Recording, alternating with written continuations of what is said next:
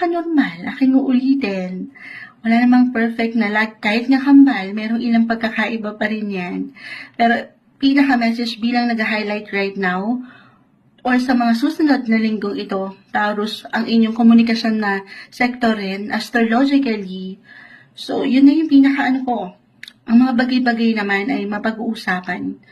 Sabi nga nila, ang mga bagay ay may dadaan sa maboteng usapan. So, communication lang din is the key. Communicate with your partner. Paangatin dito yung sense of self or yung awareness na meron ka rin, hindi lang sa sarili. Siyempre pati na rin sa kapareha, kung ano ba yung pakiramdam niya, ano yung estado niya, or ano ba yung, saan ba siya nanggagaling. Okay? Kung ano yung mga gusto niyang iparating, hinaing. So, ayan, idaan sa mabuting usapan. Taurus.